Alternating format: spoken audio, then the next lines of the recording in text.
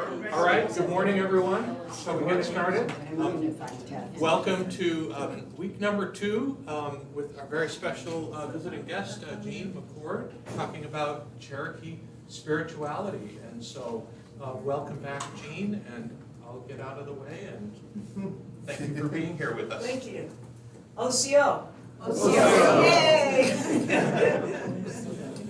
You're learning Cherokee. Now you've got almost as much as I do. I'm not good at languages, and you have to be with somebody who speaks it, all the time in order to really get it. It's such a pleasure to be here again this week. I just so appreciated being here with you all last week, and what a marvelous group of people you are, so open and receptive, and just made me feel very welcome, and I really appreciate that. So here's the question for the day. Are you ready for the game? And whose side are you on? And San Francisco. who do you care? I mean, who cares? So, all right then, well that's interesting. My friend Sheila here. Sheila, would you like to say what you want to say?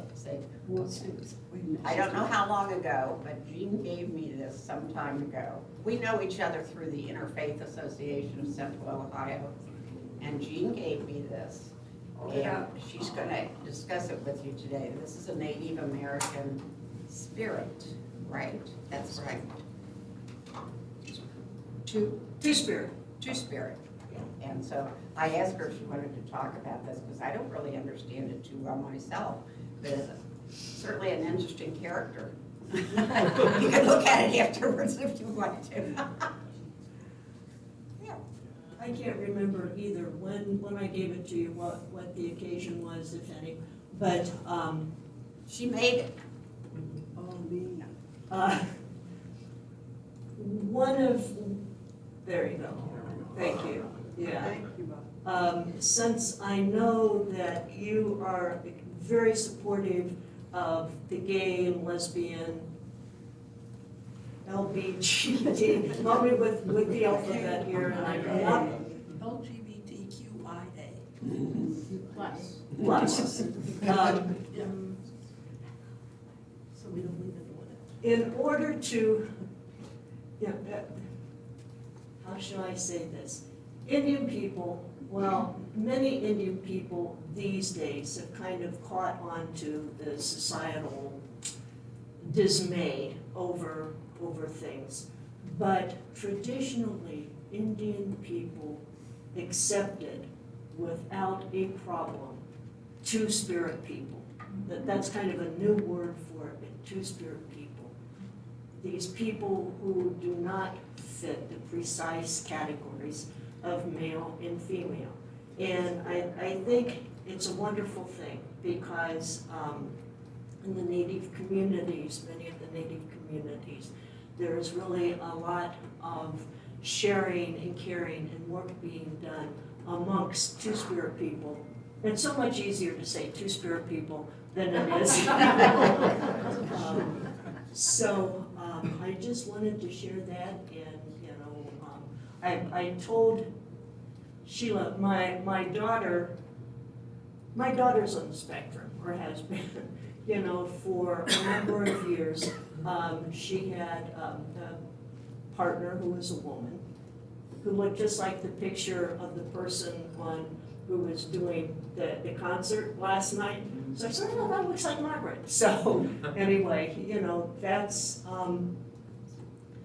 she taught me a lot. And now she's married and, has a grown-up daughter. And, it's all good. It's all good. So I just wanted to share that with you. Got a few more books, if anyone is inclined to get any.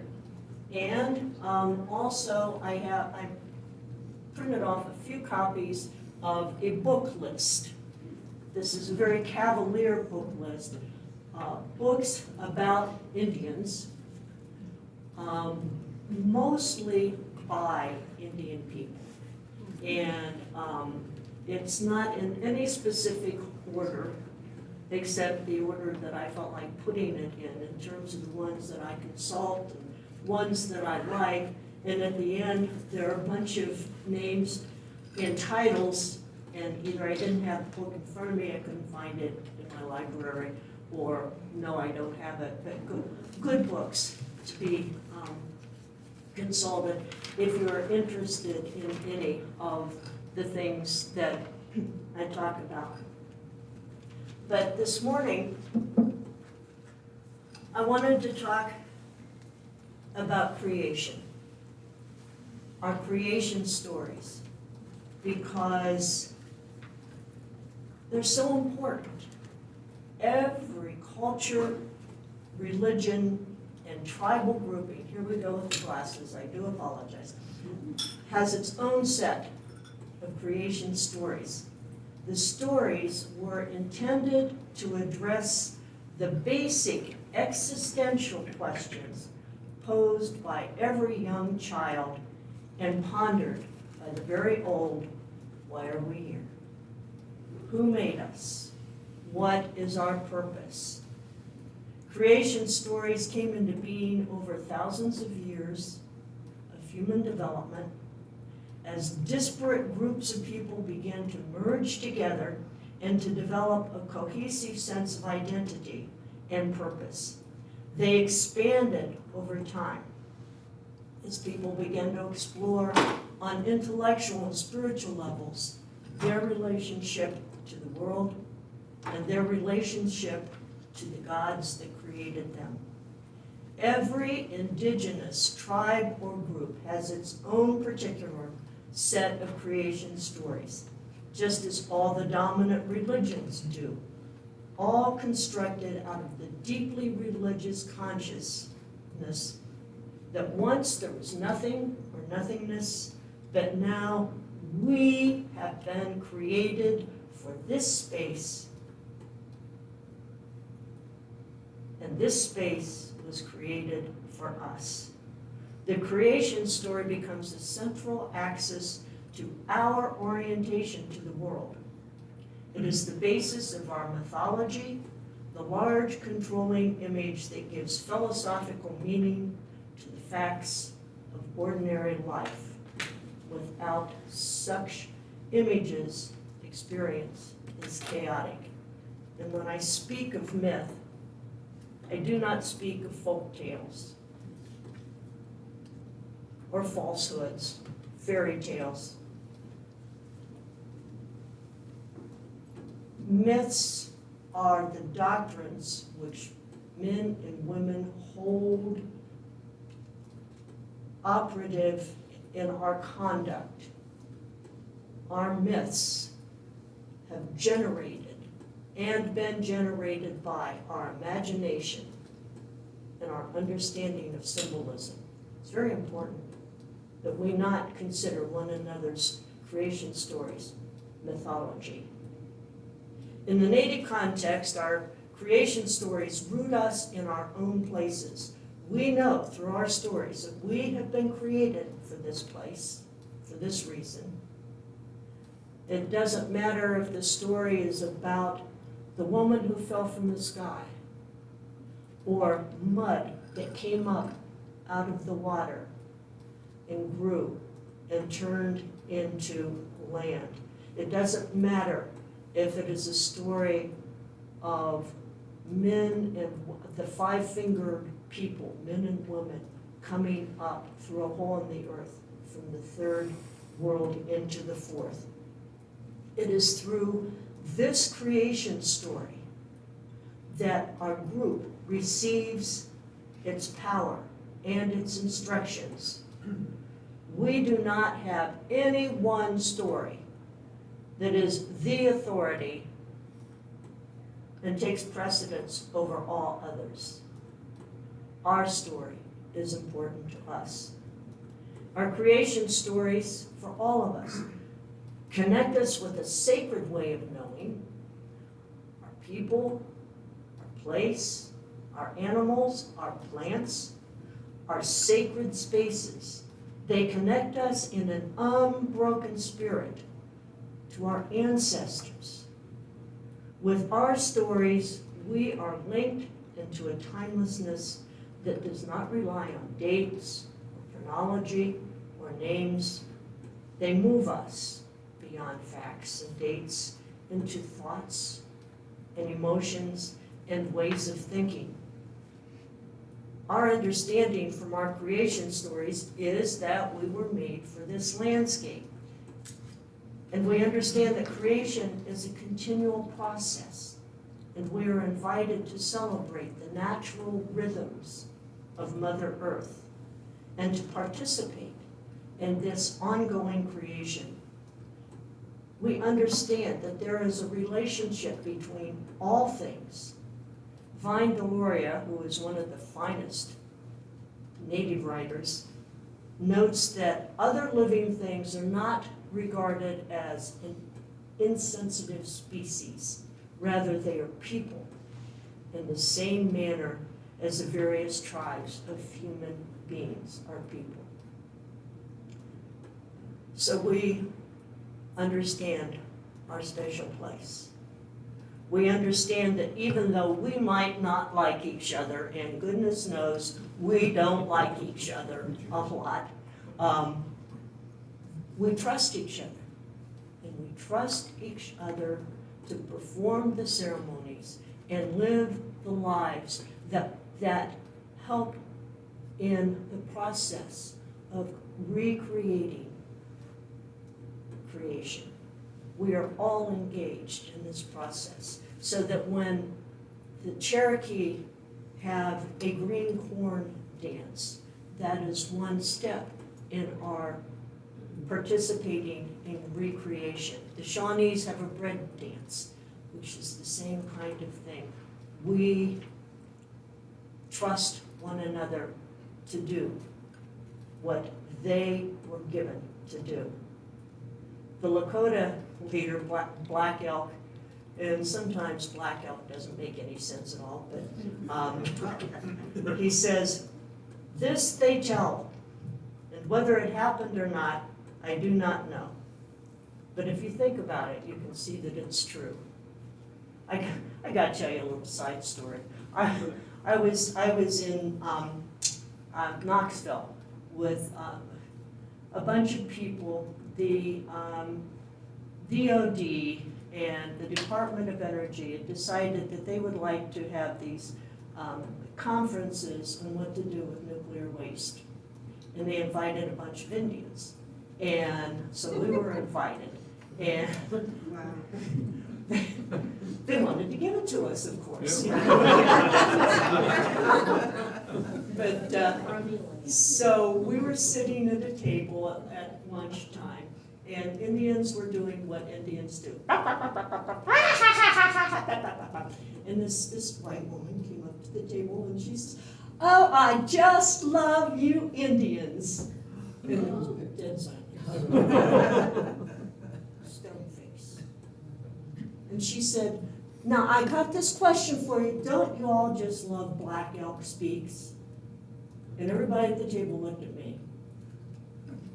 And I'm looking around, I said, no. "What? You don't like Black Elk Speaks? Why not?" And I said, "Because we don't understand him." And she said, "Well, what's there to understand?" And I said, "I don't know, because we don't understand." So we had our lunch, and she ate with us, and it was awfully hard for me to carry on this conversation with this woman with all the other stone faces just sitting there eating. But when she left, she says, "Well, I just want you to get that book and try again, because I'm sure you're going to understand Black Elk Speaks." And I say, "I don't, sorry." But every now and again, he said something that I could quote, so there we go. Well, over the course of time, after first contact with Europeans, our tribes were decimated through disease and war and displacement. Being forced off our land was devastating and continues to be. It was not just losing loved ones, seeing our homes and fields burned, our animals slaughtered. It was losing our landscape, a sacred mountain, which we would climb at a particular time of year and greet the rising sun. The bank at the bend of the river where we constructed the OC, the sweat house. The place where we could go to water after ceremony. The tree where the hawk nested. This tree for prayer, that clearing for our council house. Much of our souls were lost when our landscape was taken from us. And with our stories, with our loss, we lost many of our stories, our ceremonies, our sacred ones. As a Honduran woman once said to me, when our gods die, we die. And so it has been for Indian people, even as we have tried so desperately to rebuild our sacred places. And while I am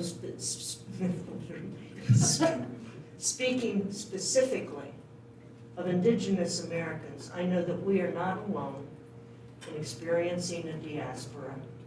Over and over again, history is recorded always from the perspective of the winners, the attacking and routing out of groups of people. Even now, as we share our time together, the people of Gaza are seeing their loved ones killed, homes destroyed, sacred places desecrated.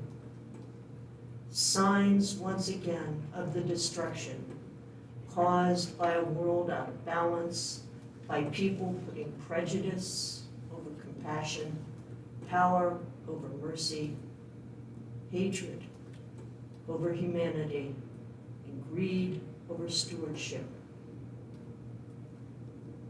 I have said that in our belief, everything is sacred. If that is so, why would we find some places, some things, some people more sacred than others? To paraphrase an old saying, if I can't be near the mountain I love, I'll love the mountain I'm near. And in some cases, it is possible to do that. To substitute one place for one that has been forbidden to us. To replicate our ceremonies on this mountain rather than that holy mountain, often in commemoration of what we had before. We do this in remembrance.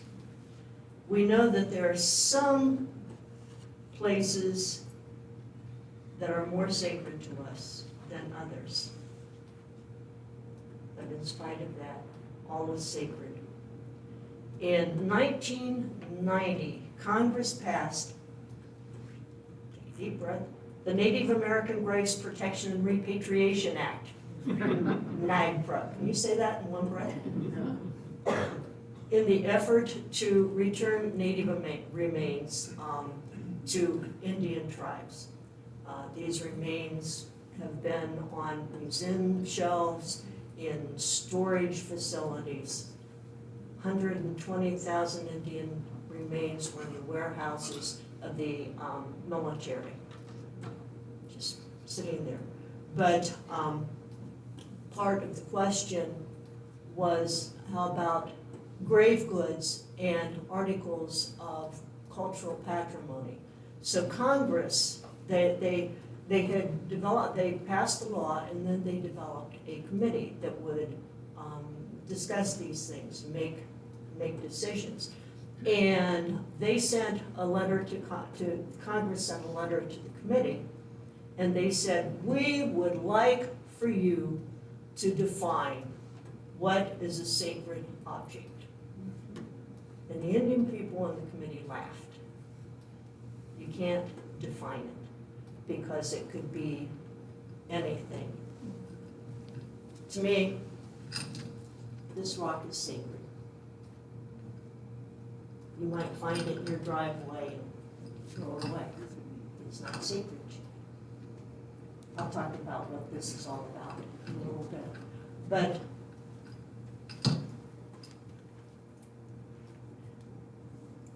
you can't define what is sacred.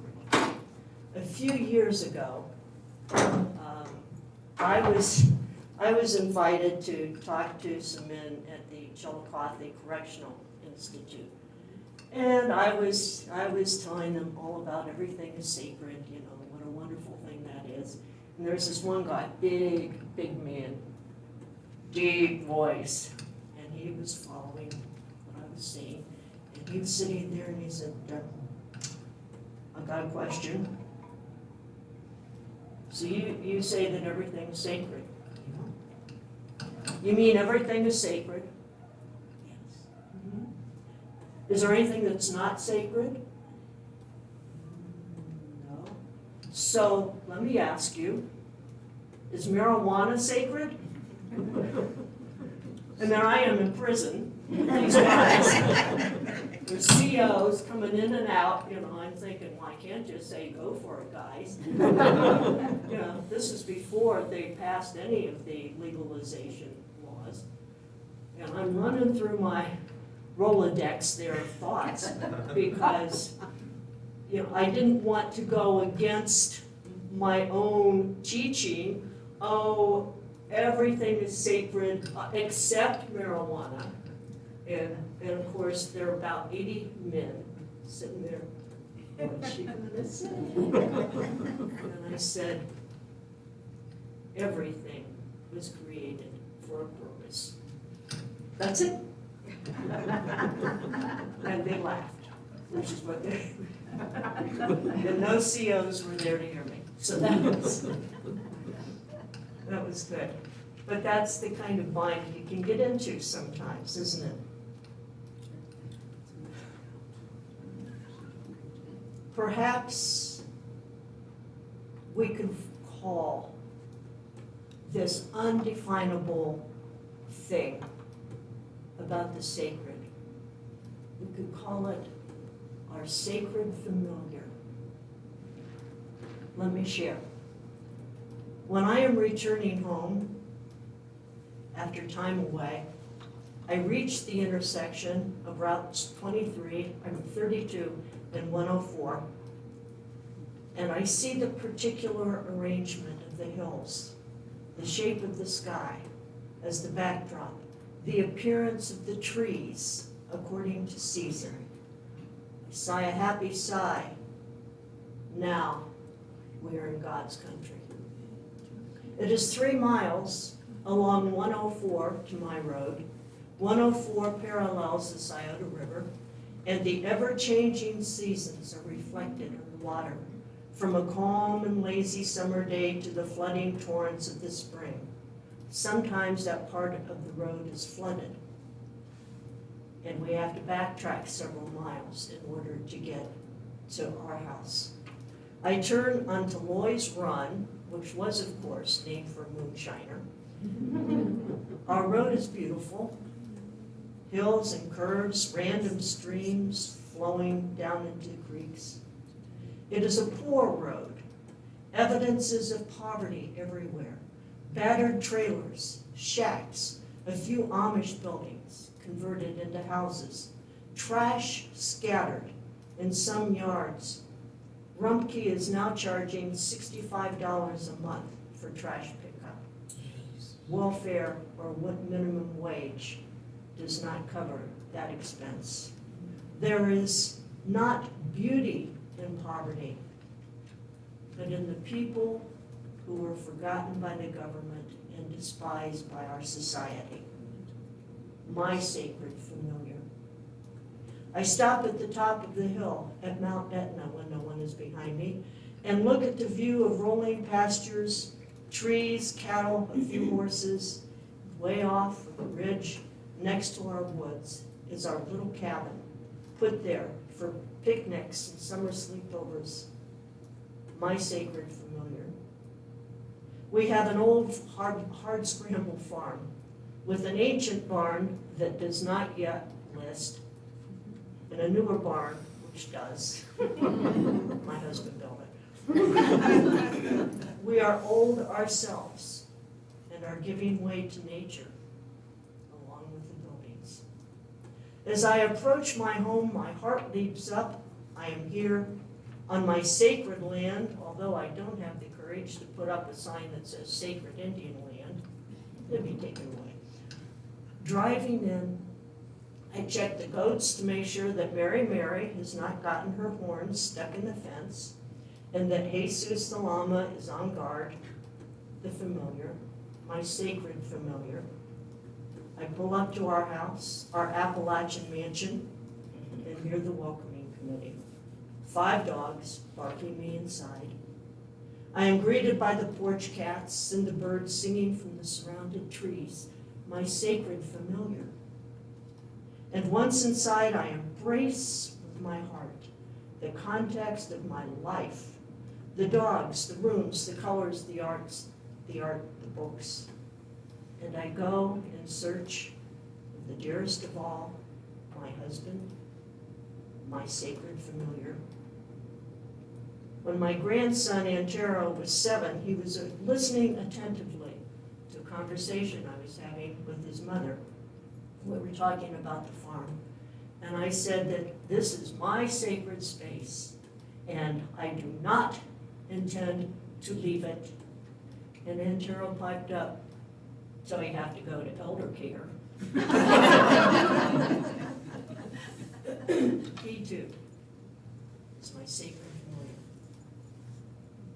I invite you to consider your creation story, your participation in the ongoing creativity of the world, your sacred spaces, your sacred familiar.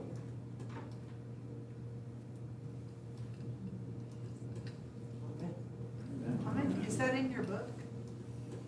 I mean, is that in this book? No, Oh, sorry, is it on the sheets? no.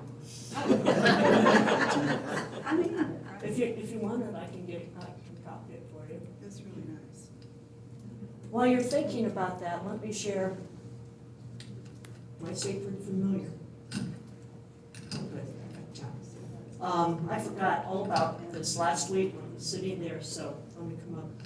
We have the 3 sisters, sacred to us. Corn, beans, squash. They have been absolutely necessary to our diets since time immemorial, as we would say. We have, when we have our ceremony, we burn some of the sacred elements in our smudge pots or put in our fire. They are cedar. This is fresh from my sacred circle on the farm. Tobacco, sage, and sweet grass. And there is no more heavenly a smell than these things blended together when you're having prayer. I also have rocks, and they sit in a little plaque on the table. These rocks are my sacred, and I'm sure Congress would not put it into law. We were traveling one day in North Carolina, my husband and I, when I realized where we were from the stories, what we had, just off the Tow River in North Carolina. And I found the place where my family's village was living when they decided that they had to leave North Carolina. And I picked this up because there was my maiden name is Birchfield, and there was Birchfield Creek. I said, oh, okay, this is it. Actually, I was driving and my husband was sleeping, and I saw Birchfield Creek. Whoa! So I picked this up from the creek. When my family left North Carolina. They went over what is called the Warrior's Path into Tennessee, and right there in Bristol, Johnson City, huh? Kingsport. Thank you, Kingsport. There's an island in the water that was the Long Island of the Cherokee, a very sacred place. You can't get there anymore. There's a bridge over it, and they blocked it up so people can't walk on it. But this was from foot of the bridge, the Long Island of the Cherokee. Down in southern Ohio where we had our tribe, very few are living anymore. But there's a little old lady who was Mary Running Deer, and she's tiny, and she loved to go to powwows and to celebrations, and she had a little plastic tent, and then she had a stick that she tied wigs to. Those were supposed to be her scalps. Good for Mary. Yeah. But anyway, her family took her along the Trail of Tears, and one of the trails was by water, and she found this on the bank. And she said she saw, it was the shape of a tear, and she wanted me to have it. And some people call where we live Turtle Island. Cherokee women, we have many dances. It's the way we pray. We take turtle shell and fill it with pebbles and seal it off with beeswax or pine pitch, and then tie it to their legs so that during a dance, as they're stomping, it would rattle. And the better you were, the stronger you got, the more rattles you had tied to you. So anyway, this is part of our tradition. That's it. Yeah. Okay. So what questions do you have?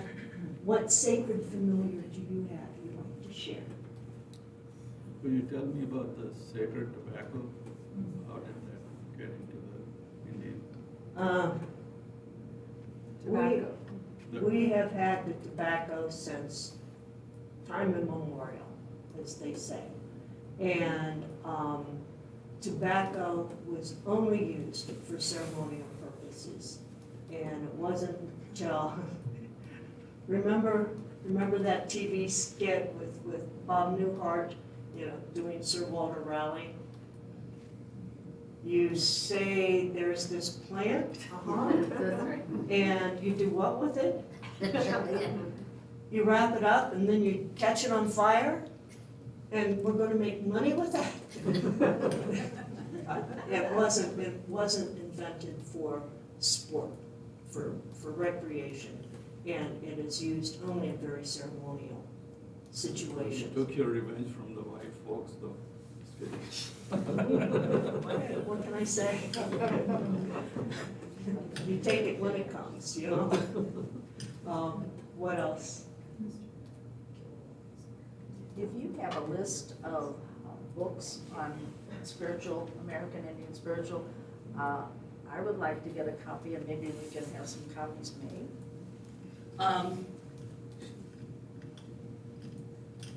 This book, if you weren't here last week, I put this together for the folks in the prisons that I work with, the Indian folks.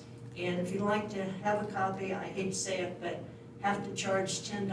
That's the price of printing it, so that I can keep giving it to the guys and the women. These are statements from elders, from all over. So, the reason why I did this was that we don't have a book. We don't have a sacred book. And there's so many distractions in a prison. And this was just to kind of help them stay focused as much as possible. I put together this book list. It's not necessarily meditations or thoughts. I've got some, I can write them down. I figured this is a work in progress, but if you want copies of this, it just has some interesting reading, some factual reading, and some of the novels and what have you, like Scott Momaday, Housemaid of Dawn. So please feel free to take this. I think I only made like 25 copies, but we can always make more. Yeah.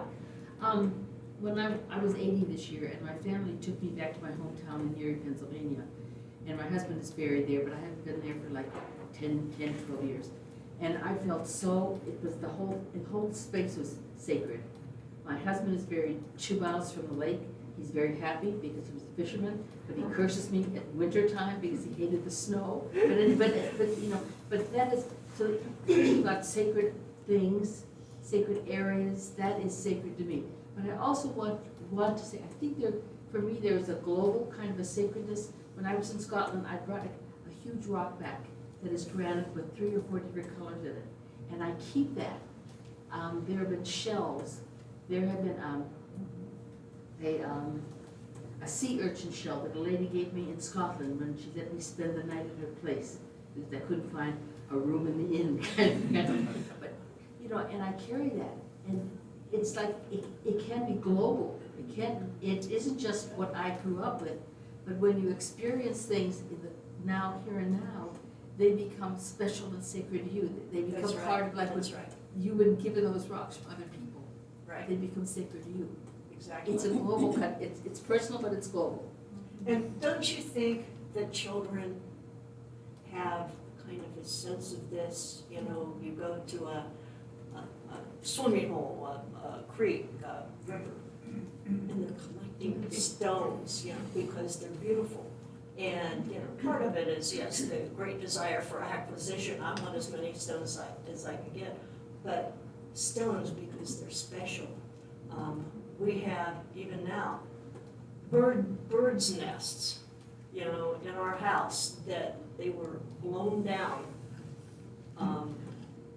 And so we've got them in our house. I suppose the best thing we've got, and I'm bragging about this, okay? I think I'm the only grandma in Pike County, Ohio, that has an autopsy room in my house.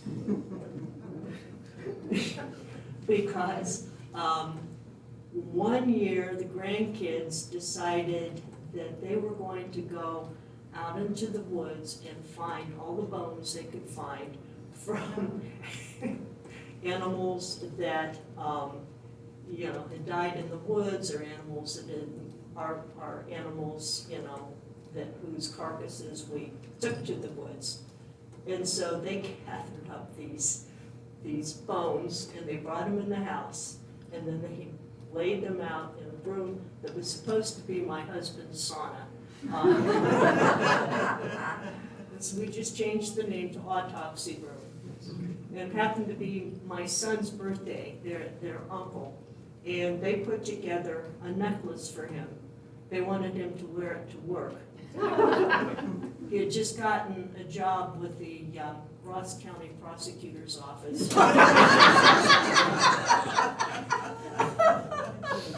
Oh, that's perfect. Works fine. So, I want to thank you for bringing up this topic about talking about sacred spaces, because I just had this memory that's many decades old of my family, which did not have a lot, but my father's the farm in which he grew up, we still have the home place. And years ago, when I was there, my husband with our three sons, they had a creek. It was on a hill, and then you could go down, and the kids always would play there. And I'm thinking this is more than 40 years ago. And my father, and now 2 or 3 generations jointly owned this home place. So my father said then, my second son was playing, that kids love to play on this island in the creek. And of course it would get bigger and smaller when you had more rain, but it was always there. And the kids had fun playing there, and my father said, well, you like that island so much, I'm giving that to you. And it just occurred to me, my kids still own that island. And I'm gonna call them when I get home and tell them, remember when Granddad gave you that island? You know, we still And have you mowed the grass lately? He has children of his own now. What you've shared about sacred spaces remind me so much of what Celtic Christians talk about thin places. Oh, yes. That the distance between heaven and earth is only 3 feet apart, but in thin places it's even shorter. Yes. And there's so much connection there that, as I understand it, the purpose of the thin place isn't that this is some unique sacred space in contrast to the unsacred space, but are these special places in our lives, in our histories, that allow us to see it's all sacred. Here's this special place, this thin place, and then when I go back to that which doesn't appear to be sacred, Monday morning at work, by the deathbed of someone who's got dementia, these things we go, oh, this is not sacred. The thin place allows you to find divinity in those other places as well. Exactly, yes, thank you. You know, we don't see a dichotomy between sacred and secular, or sacred and profane. We see them as interconnected and reciprocal. So both are necessary. Both are necessary. Men and women, you know, we do not have unequal roles. Men and women are necessary for one another in order to do our part in creation. So, yeah, all things are sacred.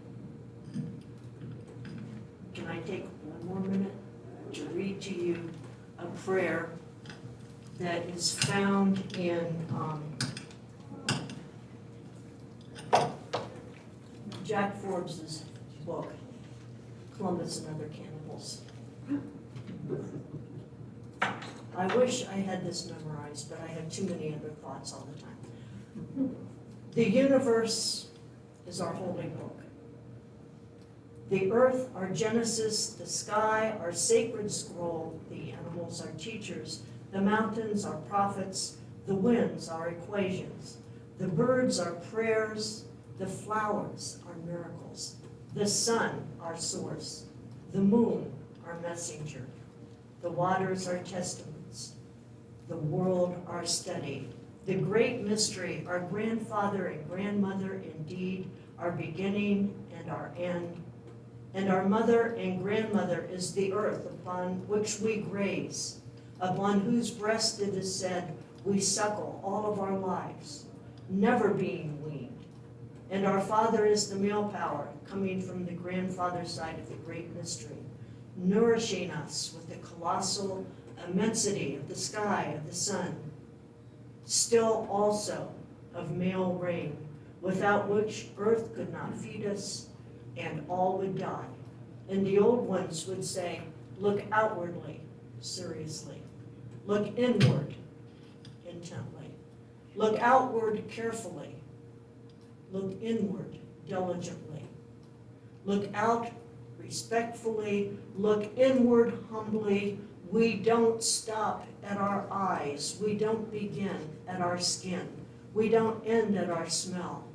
We don't start at our sounds. I can lose my legs and go on living. I can lose my eyes and go on living. I can lose my hair, my nose, my hands, my arms, and go on living. But if I lose the water, I die. If I lose the air, I die. If I lose the sun, I die. If I lose the plants and animals, I die. For all these things are more a part of me, more essential to my being than that which is my body.